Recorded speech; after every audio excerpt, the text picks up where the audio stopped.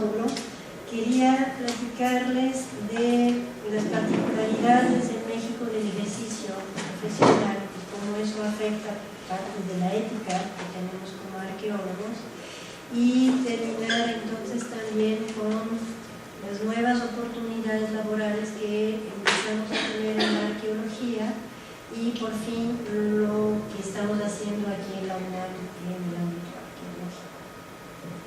La reflexión iría sobre ejercicio profesional, legislación, el problema de la gestión y interpretación del patrimonio, el impacto de la arqueología en los estudios de larga duración, que empieza a tener más digamos, visibilidad ahorita, y vertientes teóricas y profesionales que estamos teniendo ahorita. Hemos empezado esa plática diciendo que como arqueólogos tenemos el arqueólogo, la arqueóloga, para ser políticamente correcto. Tenemos un problema de imagen. Somos, a la vista del público, saqueadores de tumbas y buscadores de tesoros. ¿Sí? Basta ver las películas donde aparecen los juegos. No dejamos de ser aventureros, muchos desarmados y generalmente poco escrupulosos. Y eso ya desde los años 80 hasta la fecha no. Y si bien son muy divertidos de ver, tienen muy poco que ver con la realidad del quehacer arqueológico y nos afecta en términos de imagen pública. Es muy diferente al antropólogo físico.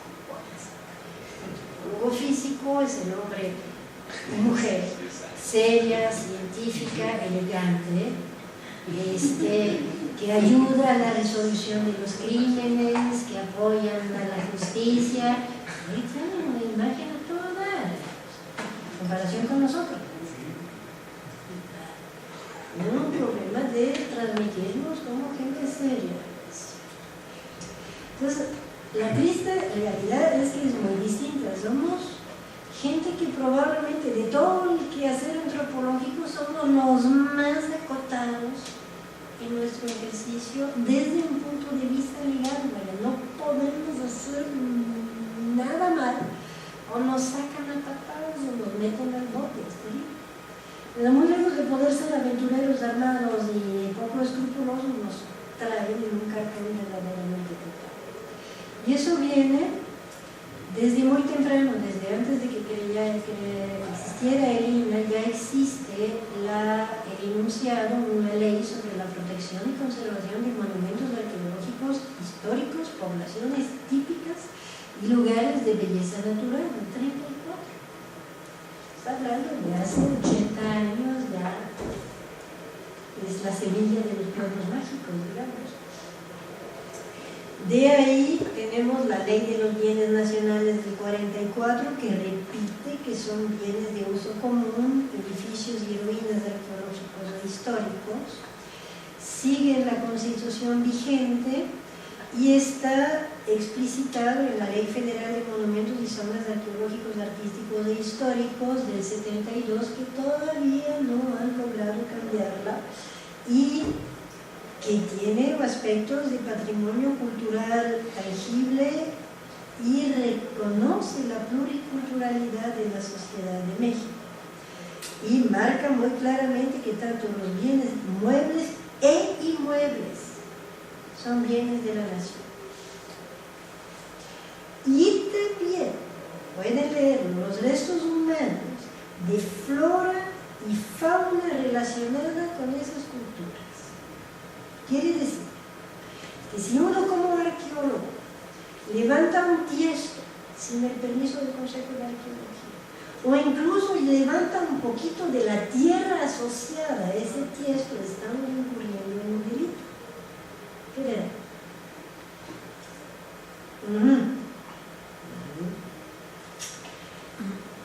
Para poder ejercer como arqueólogo, a diferencia del antropólogo físico, social o sociólogo, que puede salir a la calle y empezar a hacer su trabajo sin que nadie te diga nada, nosotros debemos tener la carrera y el título, nacional o extranjero, eso no importa, siempre y cuando tengas la carrera y el título de licenciado.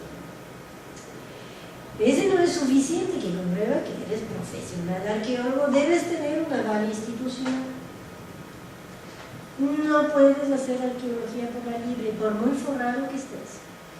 Tu papi puede ser narco y puedes tener 2 millones de domingo, no puedes decir arqueología para pasar el rato.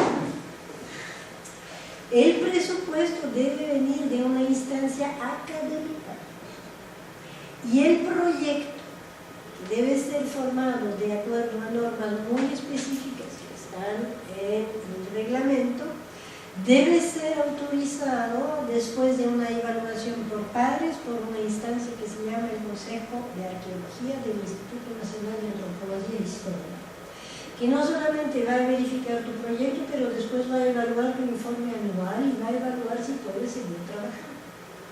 Si el Consejo dice no, ya ves.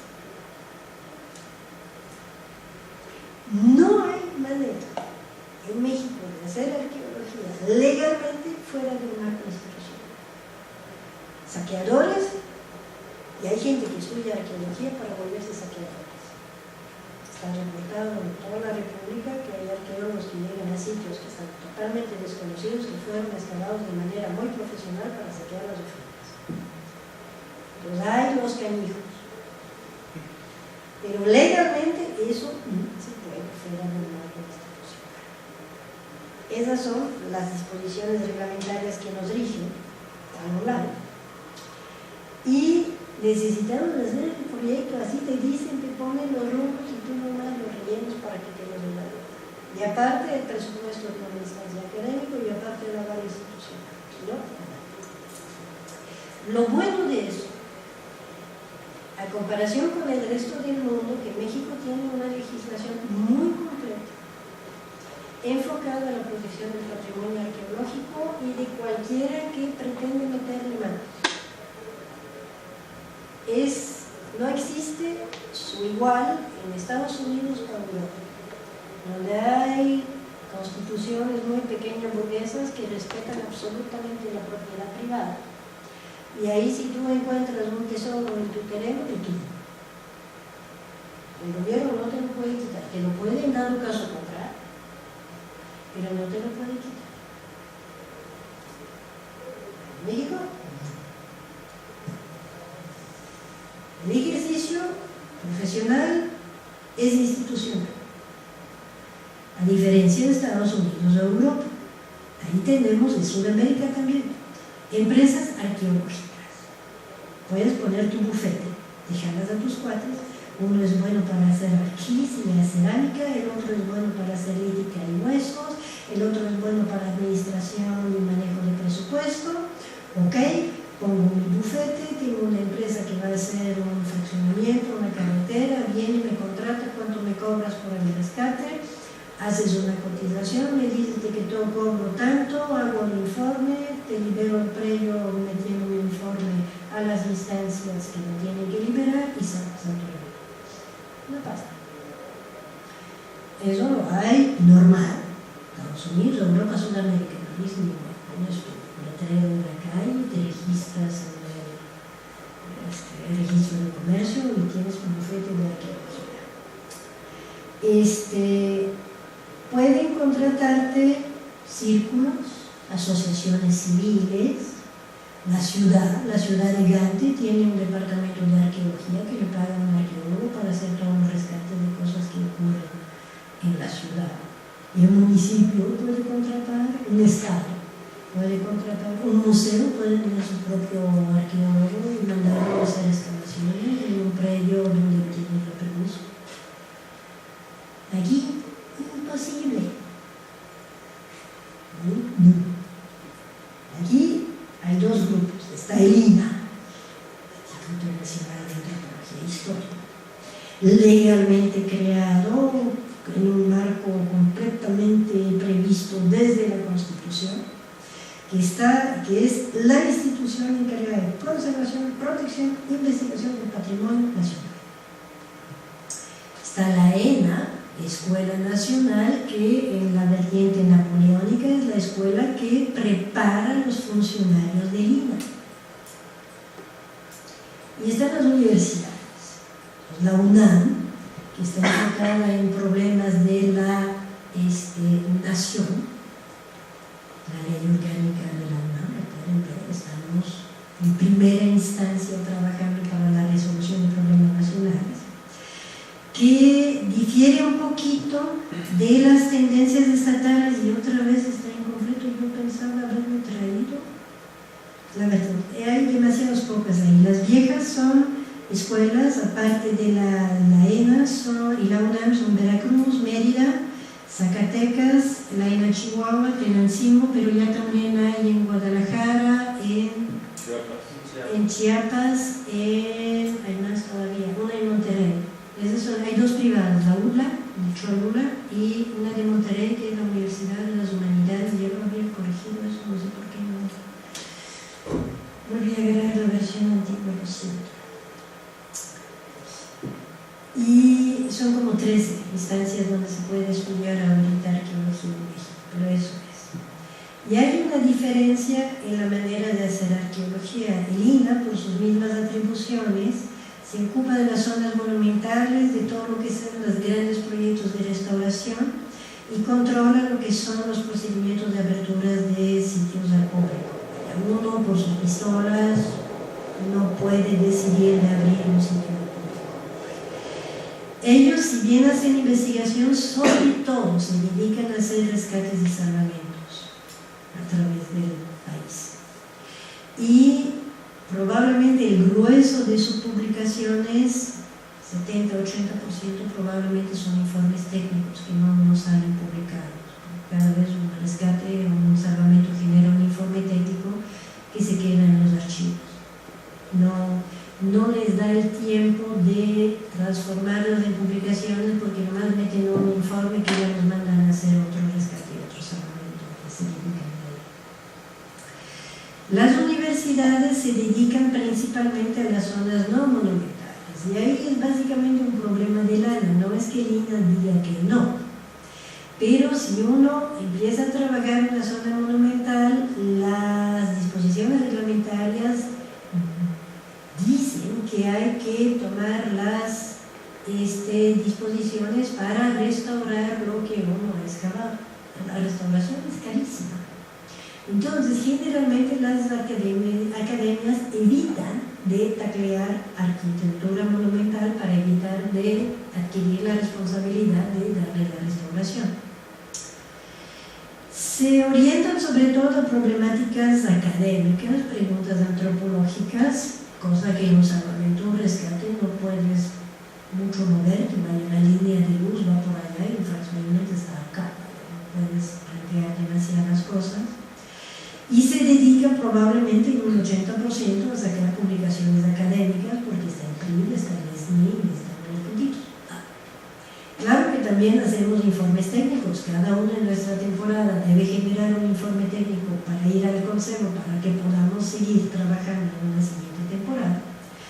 Pero tratamos de visualizar o de sacar al público la investigación, porque al fin y al cabo para eso nos pagan en una universidad. En general, dentro de ese marco, en lo que le decía, la fecha crucial de los 90s, había relativamente poco enlace entre el arqueólogo y la comunidad.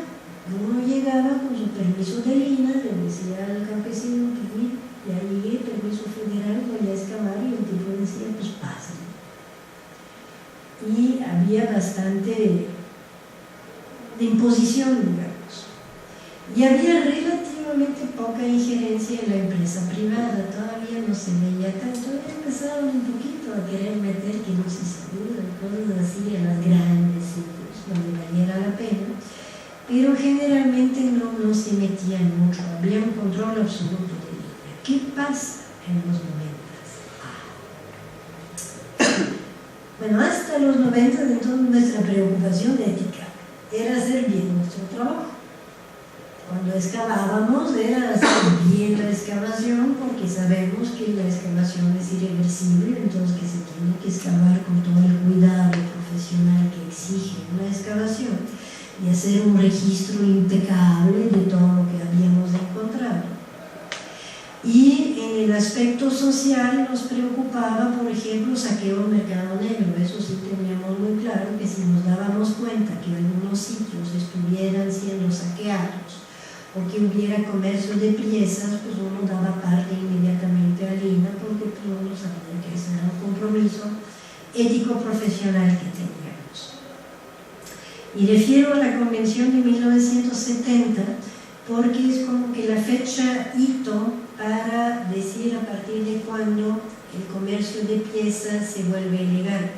Antes de 1970 había comercio, pero fuera de México, por ejemplo, donde así había una ley que protegía el patrimonio nacional, muchos países no tenían leyes de protección del patrimonio, entonces había un comercio de piezas saqueadas bastante importante.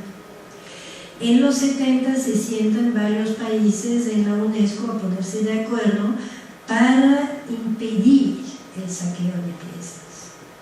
Y entonces las grandes subastadoras de arte empezaron a estar obligadas a comprobar que la pieza que pusiera en el mercado tuviera un seguimiento de dueños desde antes de 1970 para comprobar que se podía legalmente vender la pieza. Y como la ley no puede ser retroactiva, no pudieron exigir que haya un seguimiento completo, pero cuando menos a partir de 1970 no se pueden vender en el mercado piezas que no hayan sido sacadas de su contexto después de 1970. Claro, lo que está pasando ahorita, que aparecen muchas piezas en el mercado, que la gente dice, ay, es que me la encontré en el ático de mi abuelito, que falleció, y mira, sacamos del ático y encontramos esa pieza que se la vendo. Ah, ¿de cuándo la tenía tu abuelito? No debe ser de antes de 1970, porque murió ya viejito y nomás viajaba hasta tal fecha. Empezaron a haber un montón de cuentos, sobre todo estos cuentos de ático, pero en principio ya hay un seguimiento de que no se puede mercadear con piezas después de 1970. Fenómeno que no afectaba tanto a México porque de por sí ya teníamos una legislación mucho más antigua. ¿Qué pasa en los 90? Pasan varias cosas. Por un lado, es el cambio del artículo 27 de la Constitución, que hace que los terrenos ejidales se vuelvan territorios privados. Entonces, ¿qué tiene como efecto eso para nosotros? Es que en vez de poder llegar con tu papelito al Consejo de Arqueología y decir que ya ibas a hacer unos hoyos en su parcela, ya el campesino se la aprendió y te dice no. Y no puedes entrar. Y no solamente el investigador académico, el INA tampoco. Entonces, llega el momento de que el INA ya está en una situación que en muchos casos no logra ejercer su función sustancial, que es la protección del patrimonio. Porque un investigador del INA puede ver el montículo allí, en el predio, en el potrero. Pero si el dueño le dice, no puedes entrar, el arqueólogo no puede entrar para comprobar que hay cerámica, para que decir que ese montículo es un vestigio arqueológico, porque la cédula requiere que haya un cotejo con materiales arqueológicos asociados a las construcciones. Y si no hay ese peritaje, no se puede iniciar el trámite de protección legal. Entonces el tipo puede nivelar su montículo y nadie le puede decir nada. Me van a decir, puedes pasar con el dron encima, puedes tener la luna de los cerros de Teotihuacán levantado en dron. Si no hay un cotejo de materiales arqueológicos asociados que te permite dar la cronología del sitio que identificas, no procede.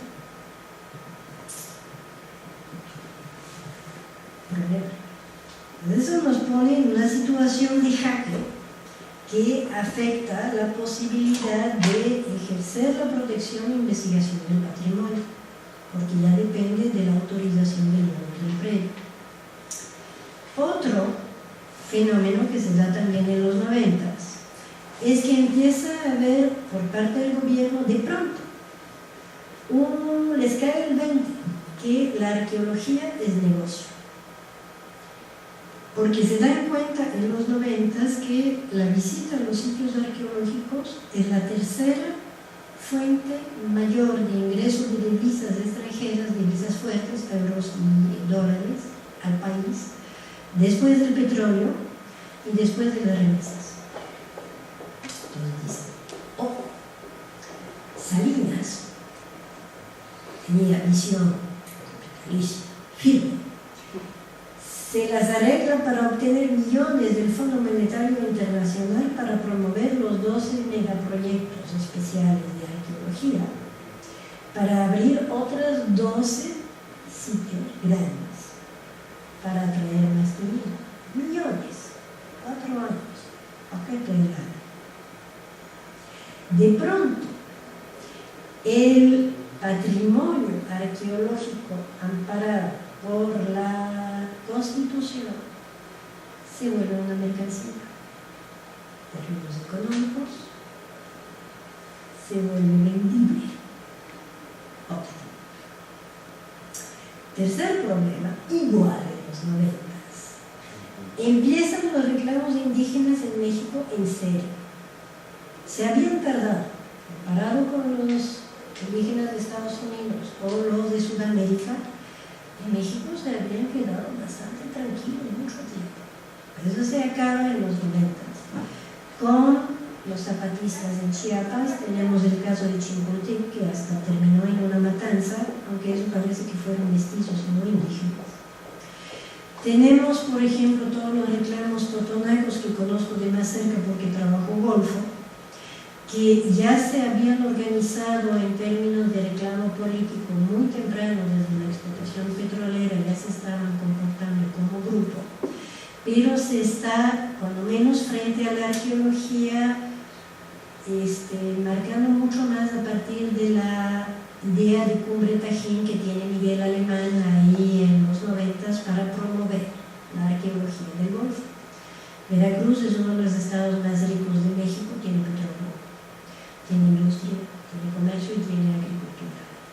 Entonces, el turismo nunca pegó duro, a comparación con otros estados más jodidos como Yucatán o Oaxaca, para quien el turismo es como que la primera fuente de ingreso. Pero Miguel Alemán, con visión de gol, dice, bueno, ya tenemos 4 cosas, porque no le aumentamos el turismo, si eso puede dar, si tenemos los sitios para que dé. Tan a la mano que mi predecesor hizo todo el proyecto Tajín para un evento que nunca se concretó, que fue la Cumbre de los Dos Mundos para el 92, los 400 años del descubrimiento de América. Le había metido millones al sitio, ya estaba el sitio de bonito, y pues lo voy a promover. No me costó un centavo, ahora voy a hacer una Cumbre Tajín y vamos a ver cómo nos va. Y eso lo aprovechan los totonacos, vamos a ver la situación. Y vemos también los reclamos huicholes y papagos allá en el norte, que son sus hermanitos de Estados Unidos que les andan diciendo cómo hacer las cosas.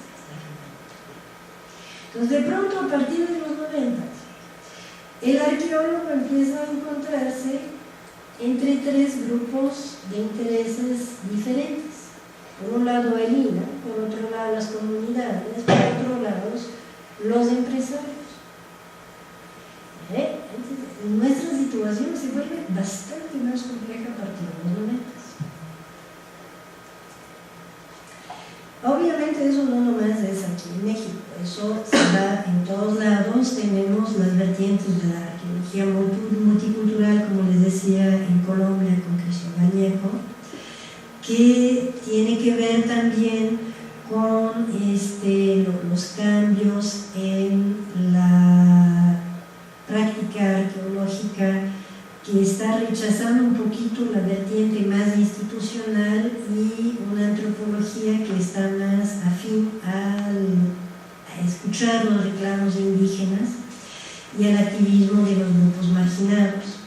En Estados Unidos tiene bastante trayectoria, como desde los 60, con el movimiento nacional del indio americano, que logra bastante rápido el acta de libertad religiosa del indio americano que permite el uso del peyote para las ceremonias. Toda la religión del peyote ya está oficialmente aceptada. Y uno que mete bastante ruido, que es el NACRA, el acta de repatriación y protección de los restos óseos. Y empiezan a pedir que todos los vestigios óseos que están en los museos sean devueltos a las comunidades para reenterrarse de manera salvaje. Tenemos la construcción del Museo del Hombre Americano, que es una manera del gobierno de América y de Estados Unidos de ceder y de darles un lugar en la capital nacional, que es Washington, de ahí crear un museo que sea el lugar donde ellos mismos se expresen. Voy a regresar sobre ese asunto. Está la Declaración del Patrimonio Mundial de la UNESCO y luego de la Cultura Inmaterial un poquito más después, en 2003. Y ahorita un proyecto interesante que parte de Canadá es sobre los problemas de propiedad intelectual de patrimonio cultural. Tenemos aquí con la supuesta venta del baile de los voladores al Circo du Soleil, que lo escuché, se armó un relajo, pero a la hora de la hora nunca logré averiguar el trasfondo legal y académico. Entonces, si alguien sabe algo más de eso, me lo puede venir a platicar luego. Pero sí, patentar el vuelo del volador para sacarle negocio es difícil. Así nos encontramos con la realidad de que algunos sitios sí son todavía considerados como lugares sagrados de grupos indígenas, sobre todo más en Centroamérica. Arriba es un caso de Coxmalhuapa, donde las esculturas todavía están en medio de las zonas de cultivo y las piezas de ahí están y le hacen culto y les ponen velas y les tiran trago y cosas así. Sí. Bueno, yo quisiera profundizar un poquito más en eso. Lo que pasa es que a partir del movimiento en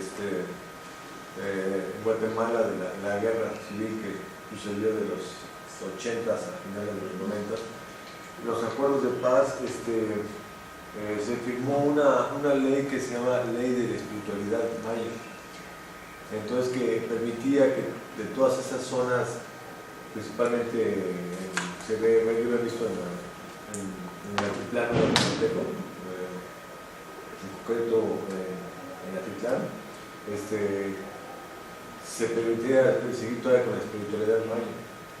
Inclusive es toda una cuestión que ya se volvió mercancía esta espiritualidad maya, porque hay inclusive hay hasta chamanes que instruyen a personas extranjeras y les dan varas de mando después de 2 años de cursar todo digamos una maestría, ¿no?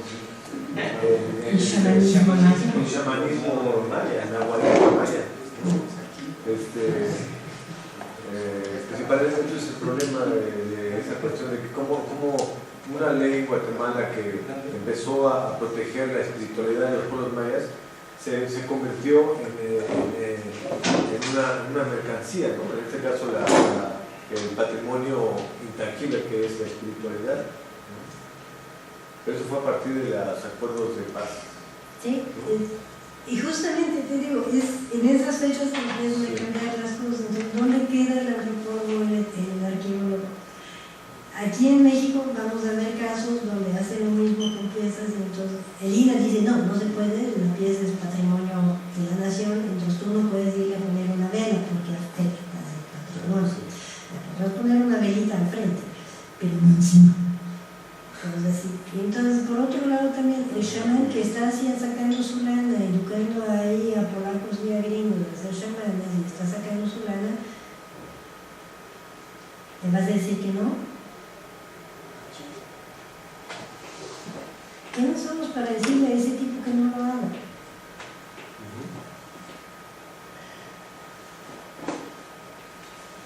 Te pone a, ok, yo... Sí, es que son diferentes... Sí, conceptos, y ya si el otro ya lo encontró una bonita manera de tener su ingreso, que es más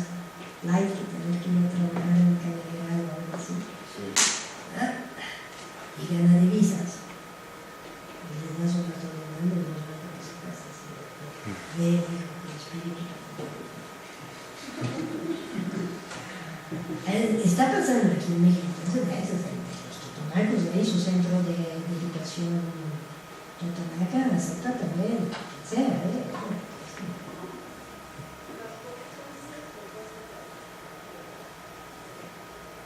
¿está mal?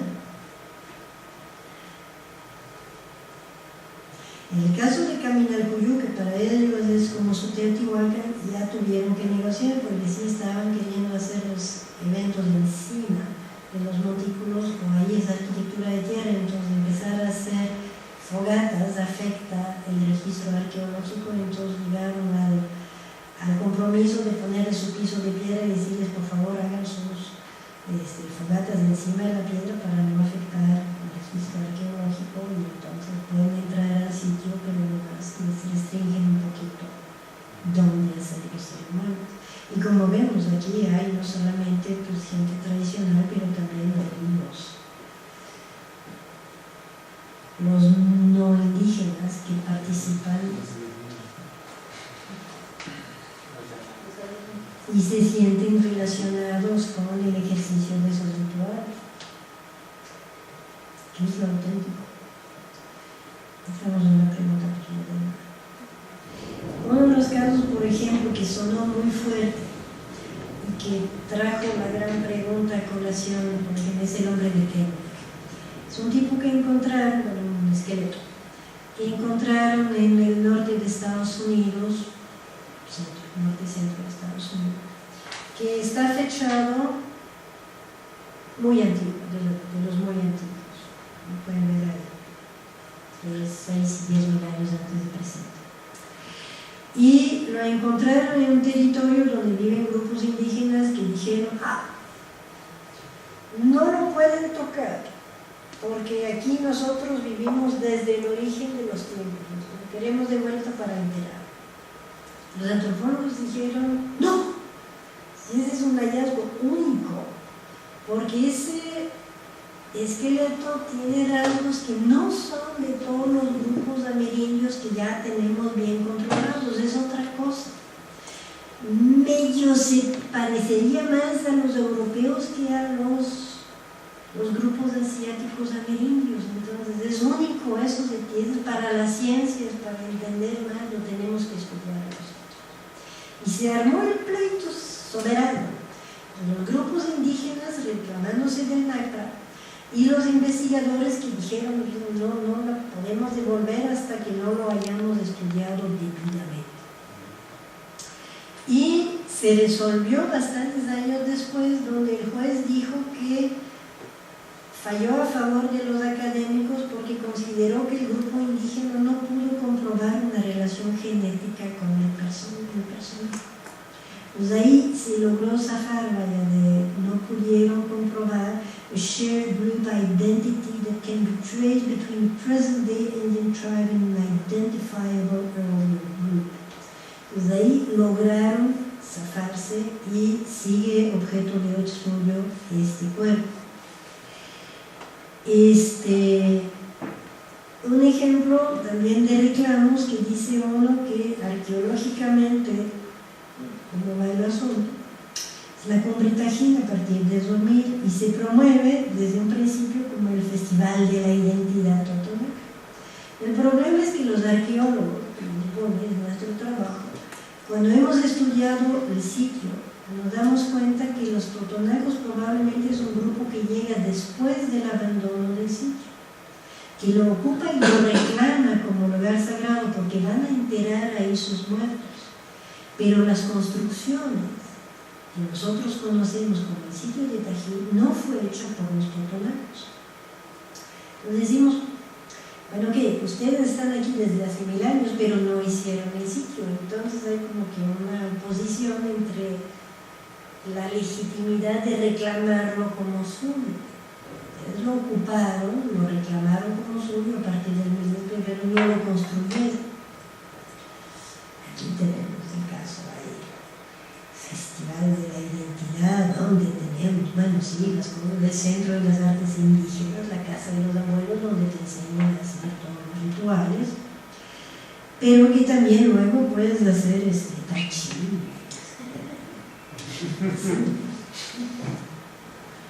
Ahorita cada vez es peor, hay todavía cierto festival de la identidad. Y lo que también es interesante en Totonaco, ellos se reclaman del término Totonaco, no es un vocablo Totonaco. Cuando se hizo el primer registro, hay 4 grupos, que son los Patilquilati, Papana, Chacahuasta y Tatimoro, que son sus referentes propios étnicos, de 4 grupos lingüísticos definidos como Totonaco por los lingüistas, pero no era su referente propio. Pero ya ahorita en el INALI se están poniendo como fulano Tutunaco, un tutu, no toto, porque Totonaco es un vocablo náhuatl para decir la gente de zona caliente, los nacos de tierra caliente. Es un término despectivo del altiplano, pero ellos lo reclaman porque les viene bien dentro del sistema de sociedad moderno armar un grupo fuerte indígena agrupando sus 4 variantes como Totonaco. Lo aprovecho.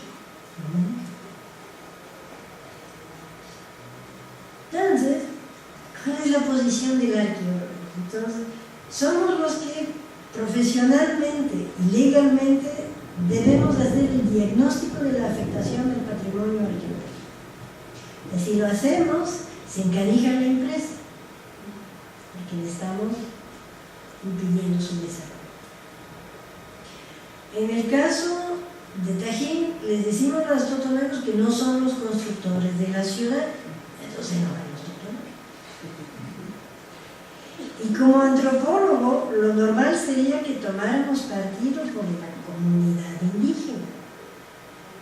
Pero entonces nos metemos en bronca con el INA, porque el INA dice, nanay, tú proteges el bien nacional, que es tu pirámide, ¿ya? La comunidad no la puede tocar, ese es tu trabajo.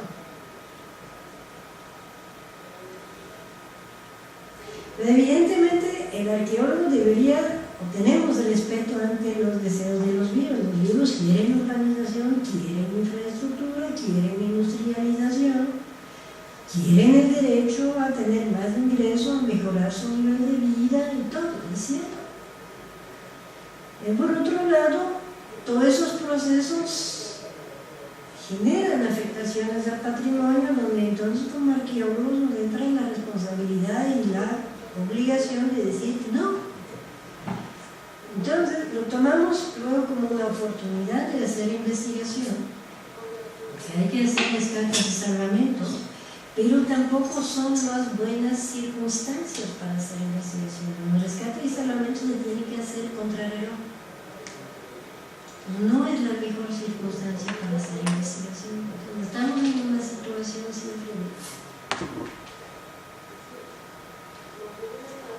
Todo eso llevó implicaciones muy amplias. En el caso del hombre del Kennewick llegó a preguntar: ¿quién posee el pasado? ¿Es algo al que tenemos derecho todos? ¿O es algo al que tienen derecho ciertos grupos? Si trabajas en una zona indígena y el Consejo de Ancianos impide llevar a cabo tu investigación, se está restringiendo la posibilidad de conocer, de investigar este pasado, que supone podría ser un bien compartido, un bien universal. ¿Quién tiene el derecho de controlar el acceso, el estudio y la interpretación del patrimonio?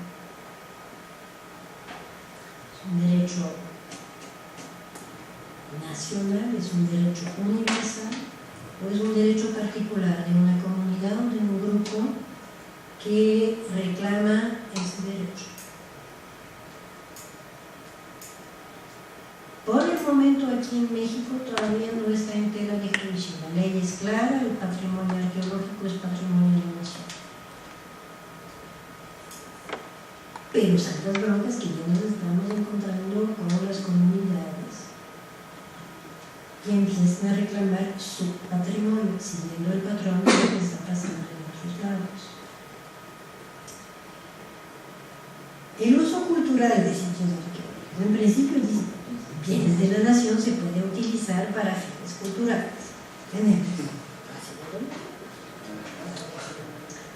Pero también tenemos eventos de rock. Entonces, obviamente, la afectación al edificio en música de rock pesado en la ciudadela de Teotihuacán probablemente genera más afectación que Plácido Domingo cantando cantantes de los 80. Pero luego, por ejemplo, San Juan de Ulúa, bien de la nación histórico, luego lo rentan para el cumpleaños de un forado allá de Veracruz, de un uso cultural. ¿Dónde se pinta la radio?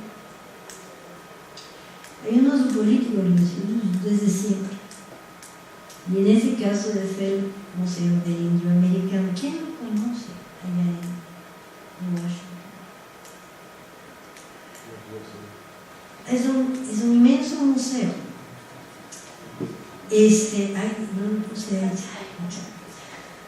Ubican donde está el Capitolio y la Casa Blanca, inmensa explanada diseñada por Pierre Pierrenfant en 1800 y tanto.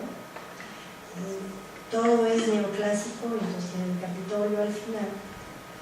Y en la esquinita ahí, después de toda una serie de edificios neoclásicos del Gran Capitolio, ahí pusieron esto. Tiene una forma como de águila.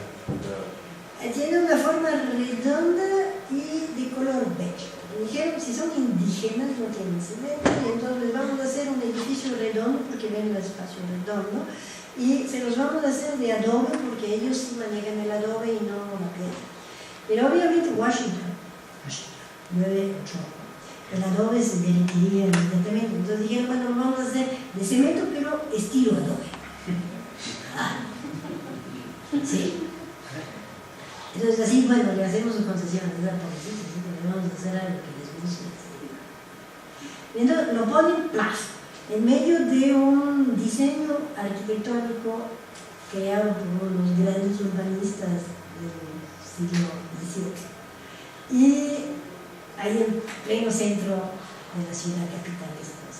Aquí miren, nos queremos mucho, les ponemos su casa, estilo adobe, porque es su casa, ahí en medio de ese lugar. Y entonces le dicen, ustedes pueden expresarse aquí como quieran. Pues si entran, el espacio interior sí es agradable, es decir. Y entonces hay pisos y cada serie de grupos indígenas empezaron a repartirse los espacios. Y unos sí pusieron como que cosas propias que ellos consideran su cultura. Varios estaban hablando de su cosmovisión, de los rumbos del universo, los colores asociados, los tiempos, las estaciones, las edades. Otros, los indios de la pradera, pusieron una sala con los vestidos de los guerreros, de ese piel de venado muy finito, todo pintado, historias de su grupo.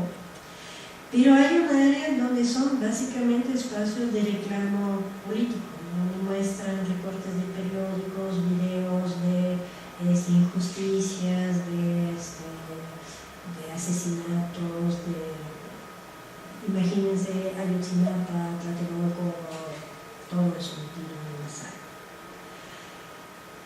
Entonces uno entra ahí como museo y dice, ¿por qué le pusieron un museo? Una casa, un lugar, la expresión del campo, pero el museo ya no le veo la cosa. Más bien como que un discurso político del Estado de Estados Unidos para darles ese espacio y luego un contradiscurso de los grupos indígenas en ese espacio. Es una negociación política, no sé todavía que tenga que ver con eso. Los invito a que lo vayan a ver si van a ver a Washington. Aprovechando que están ingresando en una maestría de excelencia, les dan chance de ir a congresos internacionales, así que aprovechen cuando ya manejan bien el inglés. Pero, ok, puede uno decir, bueno, reivindicaciones indígenas hay que reconocerlos porque hay una continuidad histórica, pero ¿qué hay de las reivindicaciones? No hay. ¿Quiénes son esos? Tienes los grupos New Age, que van a hacer su festival de la convergencia armónica en Chacocarga. ¿Ves? Tienen derecho legal de hacerlo, pero ya los grupos indígenas del área dicen, no, pues queremos fuera porque esos tipos no nos están metiendo en armonía nosotros, ¿no? Nos están metiendo ruido, esas son jaradas de ellos que no tienen que ver con la tradición pueblo. Pero legalmente están pidiendo el acceso a un espacio que está controlado por el National Park Service. Tienen el permiso legal, los dejan entrar. Algo muy parecido pasa en Stonehenge. Tienen los druidas. Los haces de los druidas son esas asociaciones civiles de, vamos a aclarar, druida, y que pretenden ser así descendientes de los druidas y pretenden volver a hacer rituales celtas, un grupo que no escribía, y entonces piden acceso a Stonehenge. Stonehenge pertenece también ahí a los patrimonios nacionales de Inglaterra. Asociación Civil de Druidas pide acceso a Stonehenge para la fecha, pero no sé si el 21 de marzo o alguna fecha que les viene bien, en la noche, entonces hacen así sus los arqueólogos que están ahí, Julian Thomas y Montañón, ¿y esos qué? Legalmente tienen acceso al sitio. Otro caso de grupos no indígenas, Çatalhöyük, en Turquía. Una de las aldeas más grandes y más tempranas del ámbito mesopotámico asiático cercano. Y que interesantemente tiene como una religión enfocada hacia la diosa madre, el lama de las fieras, la señora esa abundante estilo felino, que está sentada en un trono con las manos sobre las cabezas de los fieras. Entonces, desde 6000 a.C., pero por alguna razón, por esta religión de la diosa madre, se tomó como un ícono del movimiento feminista europeo. Entonces tienes esa ciudad o ese pueblo tradicional turco, musulmán. Y de pronto llegan los autobuses con las viejas ahí de shortcito y tal, venimos a la gran santuario de la diosa madre, nosotros las viejas y todo, y ahí tenemos.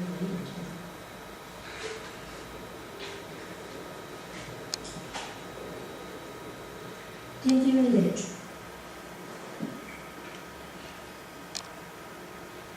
¿Quién tiene el derecho?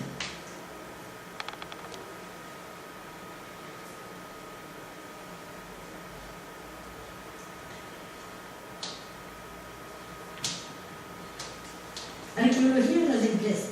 Ya vimos con las comunidades indígenas, con los no indígenas, con las empresas. Ese es 2011. En principio está el portal de transparencia, pero no he logrado actualizar la imagen. Sigue siendo lo de 2010 que salió. Quisiera conocer los precios actuales, pero cuando menos les da una idea de lo que hay como ingreso en un año en el hit parade de los sitios más visitados de México. Pero está interesante. En Tehuacán y Chichén estamos hablando de más de 1 millón de pesos por año. Obviamente, todas las zonas arqueológicas de México, casi 18 millones en 2010. Debe ser más ahorita porque hay más turismo y han aumentado los precios de entrada. Entonces, póngale unos 20 millones. Interesante, es poquito. Ese dinero que entra a Lina se recicla normalmente para la conservación y preservación de los sitios, pero es evidente que con ese tipo de jalón hay empresas que empiezan a interesarse y dicen, la arqueología puede ser negocio. Entonces, ¿dónde queda el arqueólogo en todo ese relajo?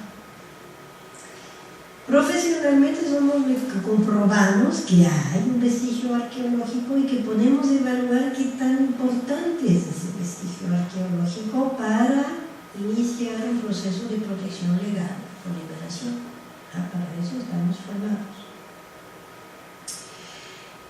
comprobamos si es que existe la continuidad histórica con los grupos asentados actualmente. Por ejemplo, en el caso de Tajín, les decimos a los totonacos, ustedes no construyeron este sitio.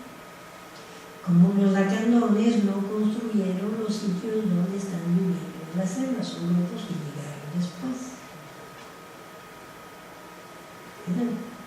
Tenemos la herramienta teórica metodológica como para comprobar eso.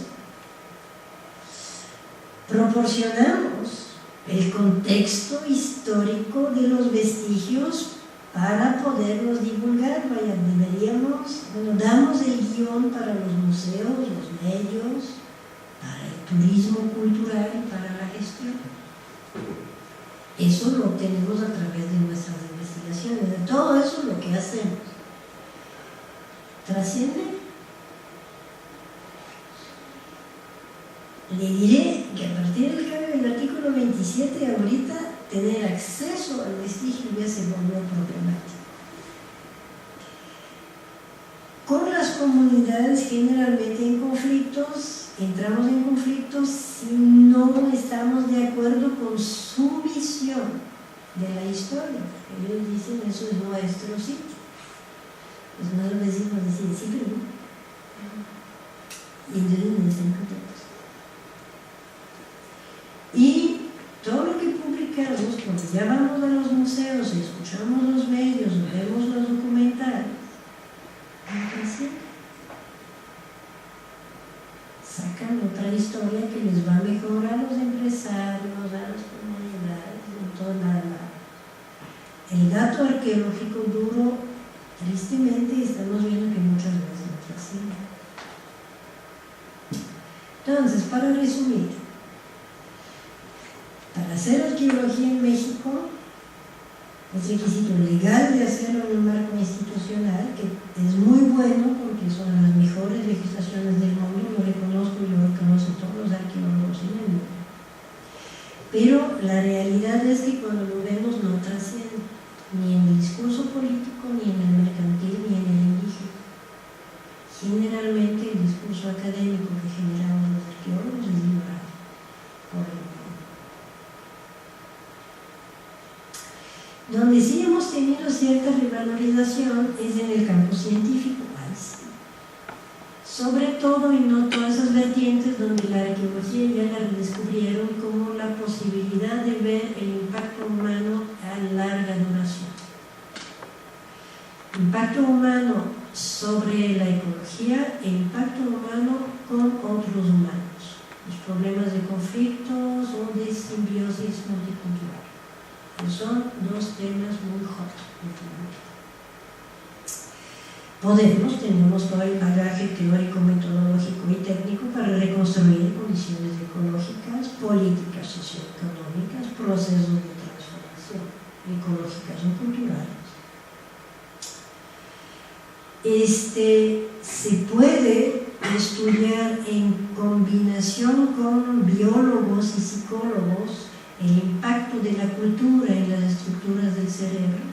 Así ya está comprobado, todos nacemos iguales por algunas horas, pero a partir de cuántos días de nacidos ya nuestros sistemas cerebrales se están formando de acuerdo a nuestro contacto con nuestra madre, que es producto de una cultura.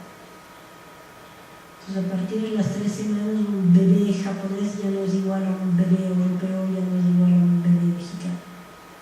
Ya tenemos otros sistemas de estructuras neurológicas. Es fascinante. Y esa es cultura. Si es cultura, es arqueología. Pero es antropología, es psicología. Y la posibilidad de estudiar el surgimiento y resolución de conflictos culturales a muy largo plazo.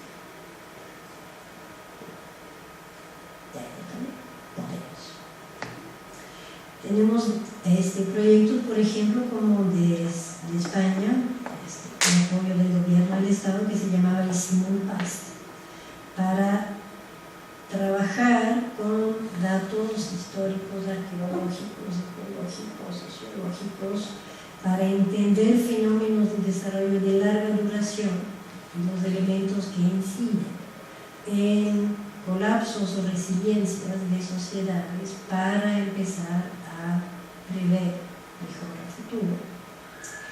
O los estudios de resiliencias que empezaron a tener auge en los 90 justamente sobre los fenómenos de colapso y recuperación de sistemas complejos, donde los arqueólogos empezaron a trabajar. Le doy aquí para que lo vean rápido. Eso es una lista, por ejemplo, de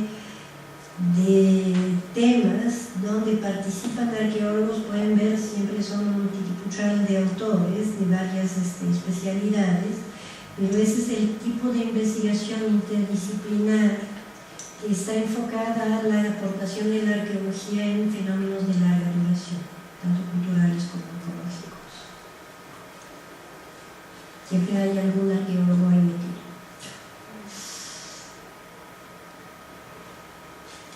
Actualmente se pueden ver dos vertientes académicas: la neocientificista, que va sobre la arqueología del comportamiento, la de sistemas complejos, la neoevolucionista, que sigue siendo una vertiente que cree que se pueden reconocer patrones universales del comportamiento humano,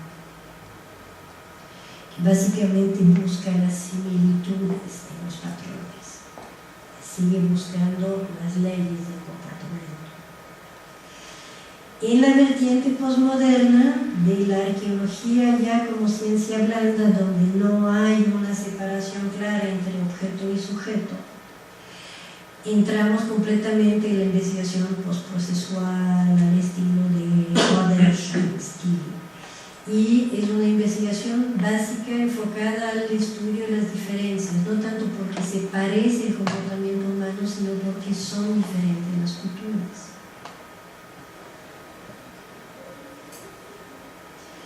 El marco del descolonialismo, hay una vertiente arqueológica, sobre todo en la vertiente australiana, británica y la vertiente sudamericana, del arqueólogo que ya empieza a interactuar con las interpretaciones de los mismos grupos indígenas. Esa es una vertiente que aquí en México todavía no trasciende verdaderamente, no la estamos viendo todavía. Sería una vertiente social. Empieza a haber ciertas vertientes de arqueología aplicada que son nuevas, porque esas eran las vertientes académicas puras y duras.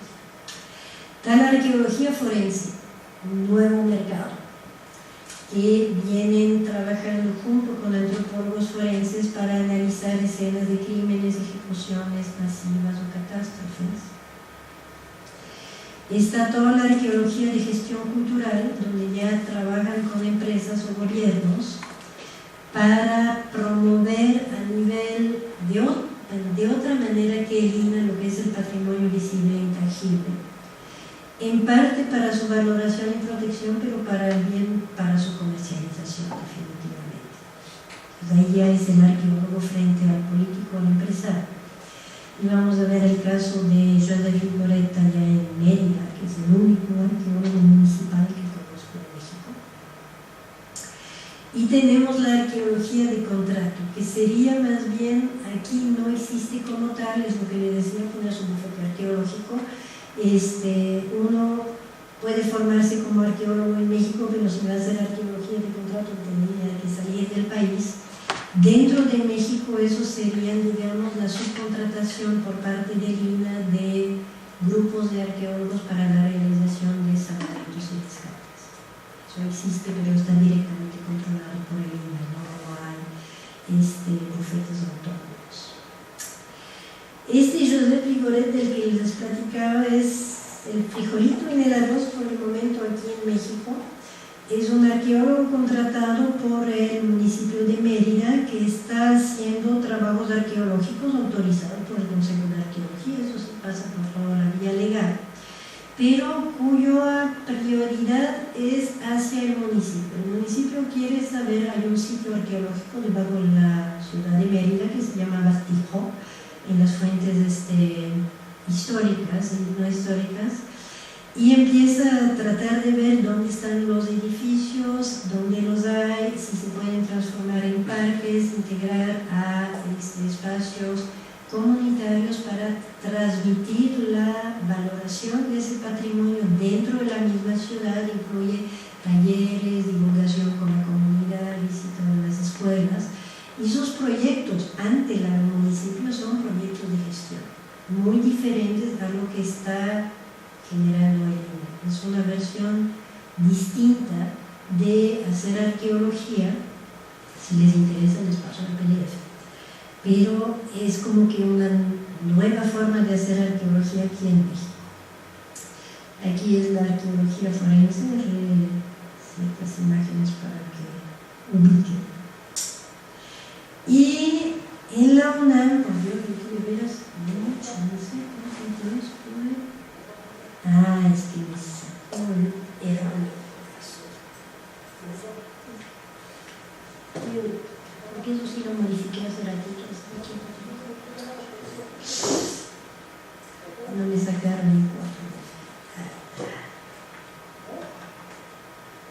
Listo.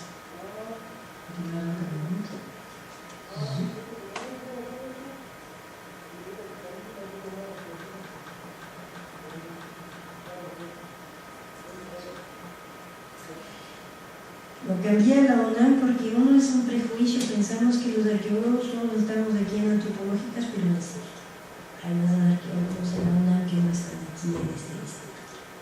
En la UNAM generalmente trabajamos sobre la vertiente de investigación básica, pero sí tenemos investigadores que trabajan fuerte en la transdisciplina ambiental. Sería Emily Macron, Guillermo Acosta, que están trabajando en esa vertiente del impacto humano y cambio ecológico. Alejandro Terrazas, por ejemplo, de aquí trabaja arqueología forense, e incluso ya se transformó en un centro importante porque hay posibilidades de hacer estudios de arqueología forense aquí en México que no son posibles en Estados Unidos por la limitación legal de acceso a cuerpos, por ejemplo, en los morgues. Entonces, los gringos se vienen a estudiar aquí porque aquí los morgues no tienen menos limitaciones legales, que ha estado apoyando mucho la investigación. Hay gente que le ha entrado a la gestión, por ejemplo, María Carmen Serra, que estuvo a cargo del proyecto especial Xochiteca, que fue uno de los grandes proyectos especiales de Salinas. Llevó todo el trabajo, tanto de investigación como de apertura al público, de uno de los grandes sitios ahorita de México. Pero, como decía, la mayoría estamos en investigación básica. Desde las grandes preguntas fundamentales, esas que decía, ¿por qué después de millones de años de ser cazadores y recolectores felices sin problemas del hombre de pronto se pone a domesticar plantas y animales? ¿O por qué surge y luego se generaliza el Estado en un espacio de 4.000 años? No se puede, no, 6.000 años. Es que es de veras que un relampaguito en la sociedad humana es para recordarles. Aquí seríamos el Homo habilis, andaría por acá, ya el hombre que hace herramientas, y aquí hay el cambio de Pleistoceno a Holoceno, donde surge la agricultura, pero en esos 2 millones de años ha habido periodos glaciales y de calentamiento, y glaciales de calentamiento, y nunca surgió nada. Entonces, ¿por qué justamente aquí empieza ese cambio a la agricultura? Y entonces, ¿por qué a los pocos años, 10.000 años antes de Cristo, 3.000 años antes de Cristo, son los primeros estados? Son esas grandes preguntas de por qué. La distribución de la agricultura, que hay pocos centros también, igual que el Estado, el descubrimiento de la agricultura se ha hecho en pocos lugares, otra vez con muchos fenómenos de difusión. En México tenemos maíz y girasol, hay una parte ahí en Norteamérica, pero sería secundaria. La papa está en Sudamérica, el mijo en África, trigo y cebada desde Mesopotamia hacia Europa, y el arroz en la parte asiática, es muy puntual. Y es interesante que es casi en las mismas regiones que al poco tiempo surge el Estado, como vimos aquí. Entonces son fenómenos que no El cambio climático no lo explica lo suficiente. Ha habido montones de cambios climáticos durante 250 millones de años y no pasa nada.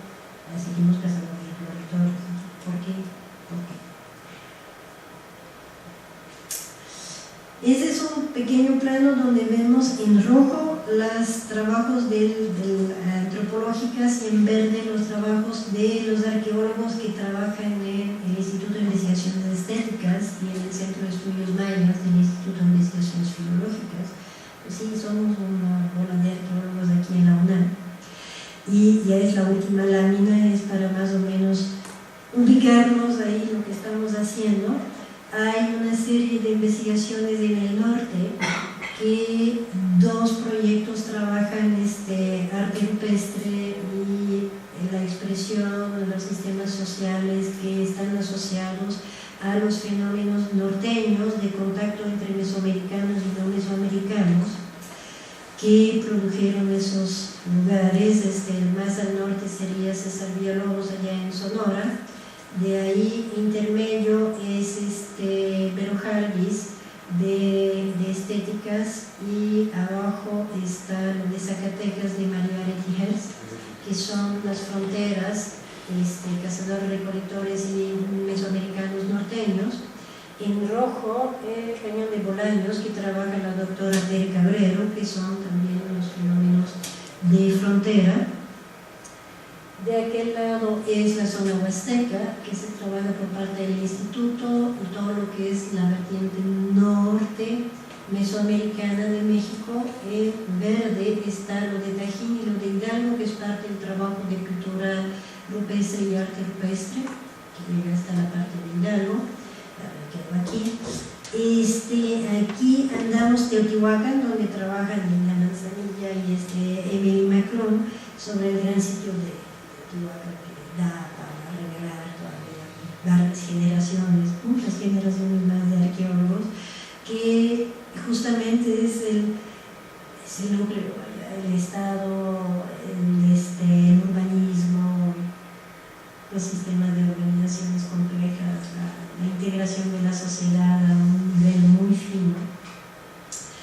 Al sur del valle, ahorita ya aquí es Guillermo Acosta con un proyecto sobre el origen de la agricultura en el Valle de México, que es un momento que sigue de su proyecto que tuvo en Chiapas. Entonces él está viendo el surgimiento de la agricultura tanto en los grupos del trópico húmedo como en los grupos del altiplano. Eso va a ser muy interesante cuando ya tenga todos sus datos comparativos.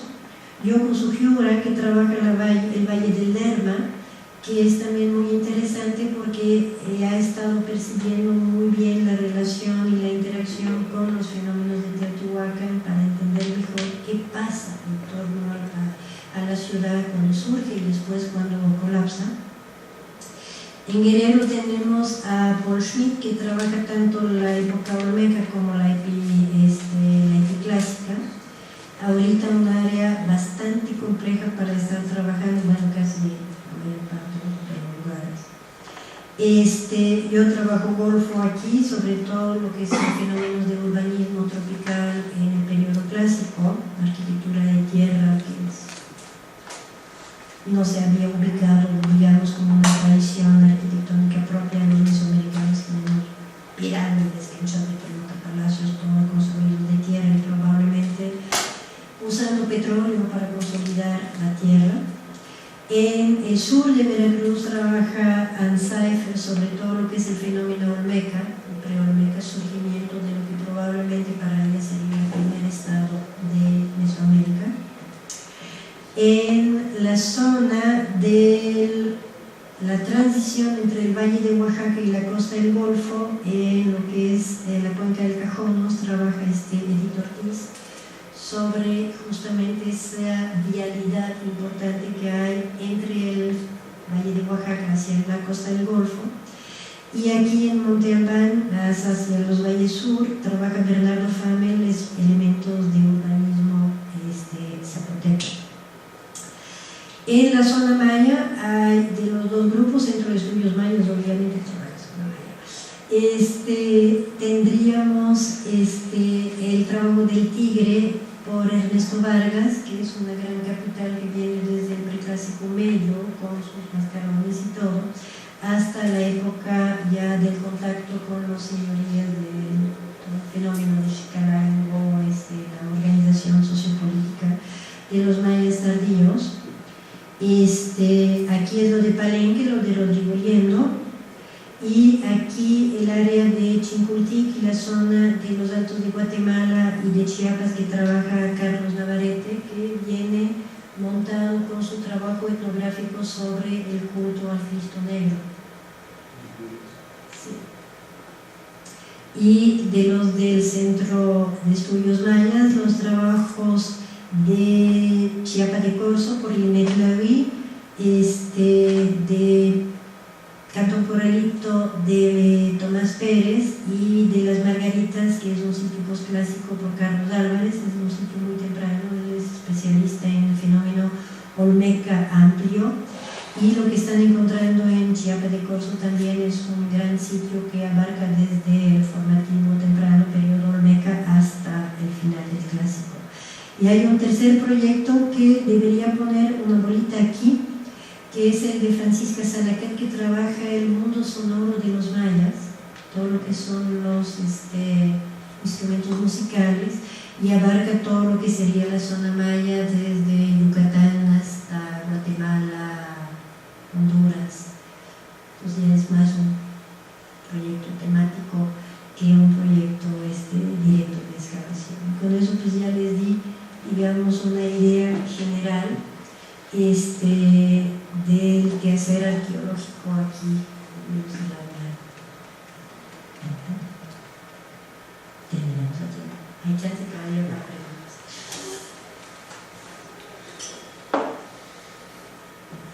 Ya se cansaron de hecho. Yo tenía una, aunque es un poco inexacta, porque no recuerdo bien algunos datos, pero ¿qué lectura se podría hacer de los atentados que realizó ISIS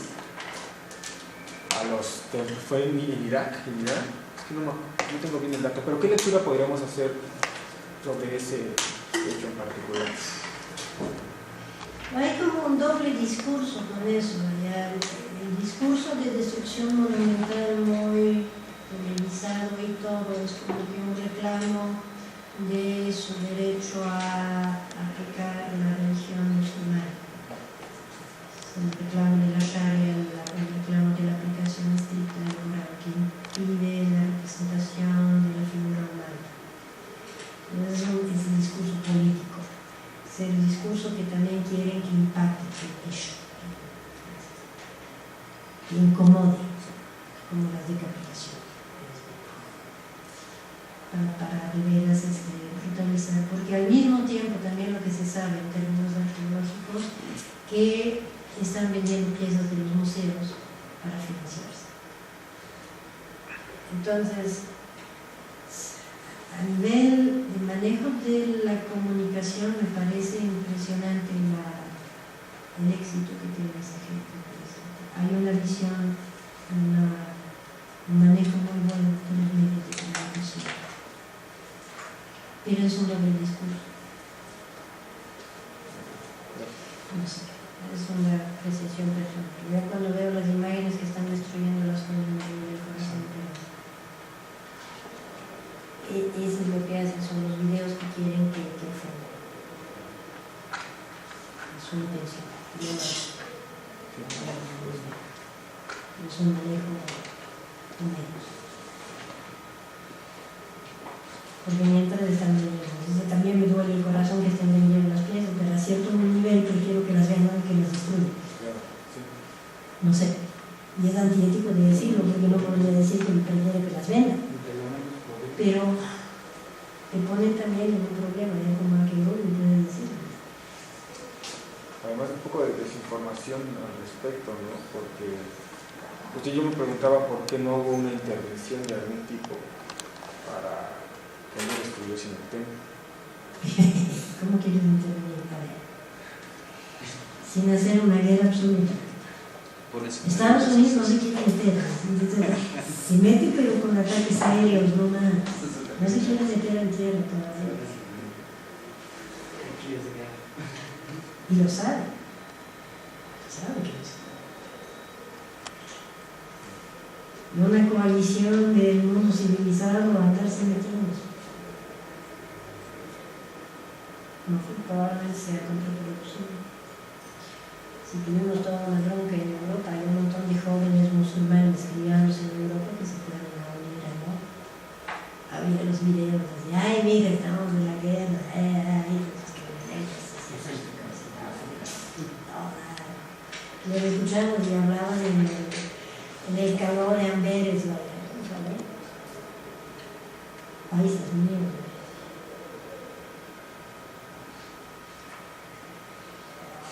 Luego muchos no aguantaron, regresaron, pero esa es la angustia de la población, porque todos pensaban que ya venían como terroristas potenciales del país, que es cierto, que probablemente algunos lo sean, pero no todos, es como los distingues. No, en esos aspectos sí la situación es difícil. Y se está deteriorando. En Europa, cuando regreso, me cuesta el trabajo reconocerla, comparada con la que conocí cuando era niño, cuando estaba ahí estudiando. Cambiaron mucho.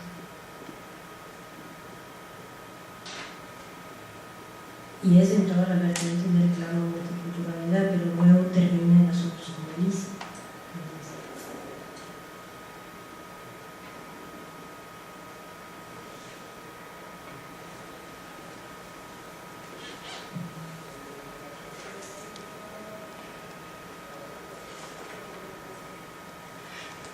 Sí, son cosas que sacan de la... No sé, me gustaría comentar un poquito más sobre el caso de Chimpultí. No lo vi muy de cerca, estaba por allá, pero lo que buscaba la comunidad hasta cierto punto era, más bien no se ponía la excavación del sitio, sino cómo pudiera hacer una coadministración. Sí, querían cobrar parte del ingreso, eso es súper. Y el INA no quería, porque la ley dice que solo el INA puede cobrar. Es que ese es la otra postura, ¿no? ¿Cómo involucras a esos grupos? En el sentido de que pues, trabajan la tierra, ¿no? Entonces, no es un área muy extensa, pero afecta a determinados individuos. Socialmente, pues, hubo muertos, ¿no? Sí, lo sacaron con el ejército, fue terrible. Fue terrible, pero